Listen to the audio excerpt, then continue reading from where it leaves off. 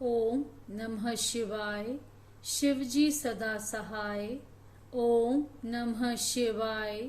गुरुजी सदा सहाय। वर्णाश्रम धर्म तथा नारी धर्म का वर्णन, शिव के भजन, चिंतन एवं ज्ञान की महत्ता का प्रतिपादन। महादेव जी कहते हैं, देवेश्वरी, अब मैं अधिकारी, विद्वान एवं श्रेष्ठ ब्राह्मण भक्तों के लिए संक्षेप से वर्ण धर्म का वर्णन करता हूँ।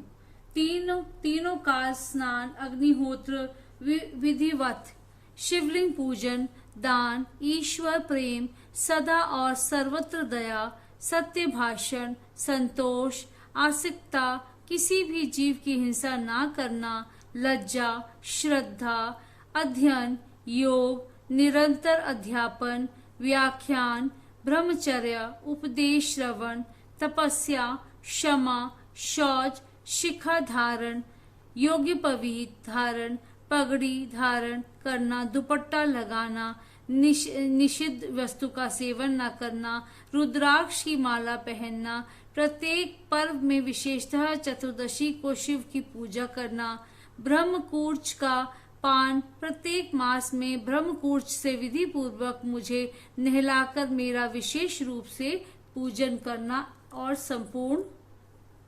संपूर्ण क्रिया स्नान का त्याग। प्रत्येक मास में ब्रह्मकूर्च से विधि पूर्वक मुझे नहलाकर मेरा विशेष रूप से पूजन करना, संपूर्ण क्रियात्र का त्याग, श्राद्धात्र का परित्याग, बासी अन्न तथा विशेषतः यावक का त्याग, मध्य और मध्य की गंध का त्याग, शिव को निवेद्य का त्याग, ये सभी वर्णों के सामान्य धर्म है। ब्राह्मणों के लिए विशेष धर्म ये है: क्षमा, शांति, संतोष, सत्य, असत्य, ब्रह्मचर्य, शिव ज्ञान, वैराग्य, भस्म सेवन और सब प्रकार की आसक्तियों से निर्वृत्त। इन 10 धर्मों को ब्राह्मण का विशेष धर्म कहा गया है। अब योगियों के लक्षण बताए जाते हैं। दिन में भिक्षात्र भोजन उनका विशेष धर्म है। वह वानप्रस्थ आश्रम वालों के लिए भी उनके समान ही अभीष्ट है। इन सबको और ब्रह्मचारियों को भी रात में भोजन नहीं करना चाहिए। पढ़ाना, यज्ञ कराना और दान लेना, इनका विधान मैंने विशेषतः क्षत्रिय और वैश्य के लिए नहीं किया है। मेरे आश्रम में रहने वाले राजाओं या क्षत्रियों के लिए थोड़े से धर्म का संग्रह इस प्रकार है: सब वर्णों की रक्षा, युद्ध में शत्रुओं का वध, दुष्ट पक्षियों, मृगों तथा दुराचारी मनुष्यों का दमन करना, सब लोगों पर विश्वास न करना, केवल शिव योगियों पर ही विश्वास रखना, ऋतुकाल में ही स्त्री संसर्ग करना, सेना का संरक्षण, गुप्तचर भेजकर लोक में घटित होने वाले समाचारों को जानना, सदा अस्त्र धारण करना तथा भस्मय कुकुंक धारण करना, गोरक्षा, वाणिज्य और कृषि, ये शैव वैश्य के धर्म बताए गए हैं। शूद्रेतर वर्णों ब्राह्मण, क्षत्रिय और वैश्यों की सेवा शूद्र का धर्म कहा गया है। बाग लगाना, मेरे तीर्थों की यात्रा करना तथा अपनी धर्म पत्नी के साथ ही समागम करना गृहस्थ के लिए विहित धर्म है। वनवासियों, यतियों और ब्रह्मचारियों के लिए ब्रह्मचर्य का पालन मुख्य धर्म है। स्त्रियों के लिए पति की सेवा ही सनातन धर्म है, दूसरा नहीं। कल्याणी, यदि पति की आज्ञा हो तो नारी मेरी पूजन भी कर सकती है।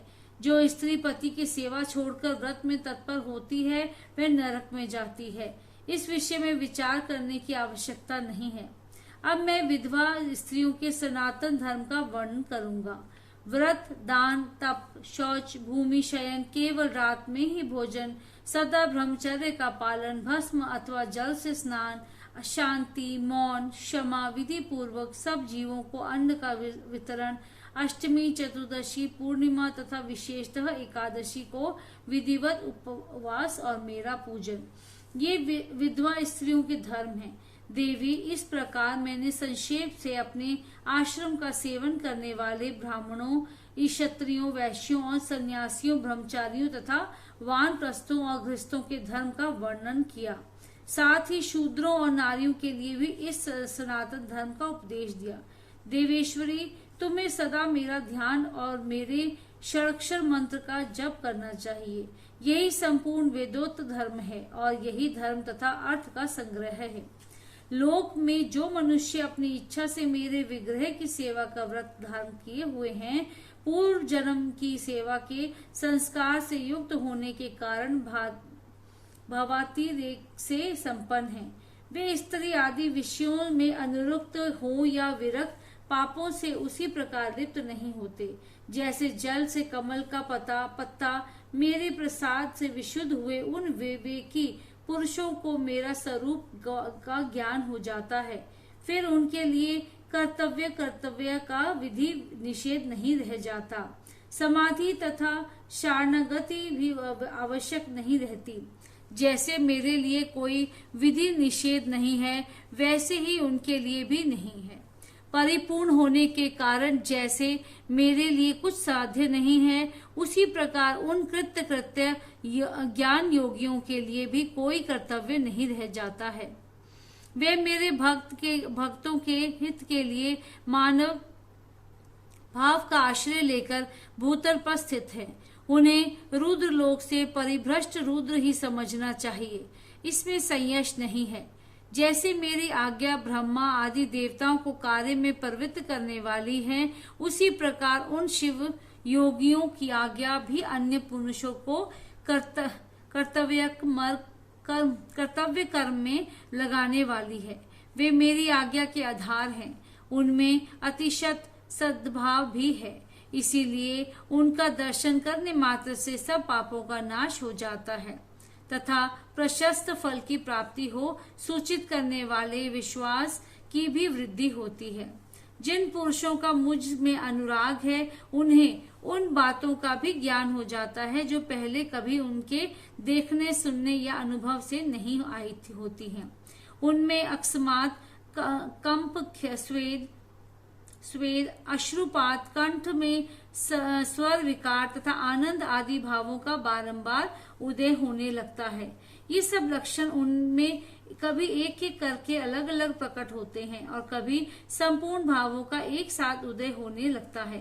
कभी विलग न होने वाले इन मंद, मध्यम और उत्तम भावों द्वारा उन श्रेष्ठ सत्पुरुषों की पहचान करनी चाहिए। जैसे जब लोहा आग में तपकर लाल हो जाता है, तब वह केवल लोहा नहीं रह जाता, उसी तरह मेरा सानिध्य प्राप्त होने से वे केवल मनुष्य नहीं रह जाता, मेरा स्वरूप हो जाते हैं। हाथ, पैर आदि के साधन से मानव शरीर धारण करने पर भी वे वास्तव में रुद्र हैं। उन्हें प्राकृत मनुष्य समझकर विद्वान पुरुष उनकी अवहेलना ना करें। जो मूढ़चित्त मानव उनके प्रति अवहेलना करते हैं, वे अपनी आयु, लक्ष्मी, कुल और शील को त्याग कर नरक में गिरते हैं। अथवा बहुत कहने से क्या लाभ, जिस किसी भी उपाय से मुझ में चित्त लगाना कल्याण की प्राप्ति का एकमात्र साधन है। उपमन्यु कहते हैं, इस प्रकार परमात्मा श्री कंठनाथ शिव ने तीनों लोकों के हित के लिए ज्ञान के सारभूत अर्थ का संग्रह प्रकट किया है। संपूर्ण वेद, शास्त्र, इतिहास, पुराण और विद्याएं इस विज्ञान संग्रह की ही विस्तृत व्याख्याएं हैं। ज्ञान, ज्ञेय, अनुष्ठेय, अधिकार, साधन और साध्य, इन 6 अर्थों का ही यह संक्षिप्त संग्रह बताया गया है। श्री कृष्ण जो शिव और शिव संबंधी ज्ञान मृत से तृप्त हैं और उनकी भक्ति से संपन्न हैं, उसके लिए बाहर भीतर कुछ भी कर्तव्य शेष नहीं है। इसीलिए क्रमश बाध्य और अभ्यंतर कर्म को त्याग कर ज्ञान से गए का साक्षात्कार करके फिर उस साधन भूत ज्ञान को भी त्याग दें। यदि चित्त शिव में एकाग्र नहीं है तो कर्म करने से भी क्या लाभ, और यदि चित्त एकाग्र ही है तो कर्म करने की भी क्या आवश्यकता है। अतः बाहर और भीतर के कर्म करके या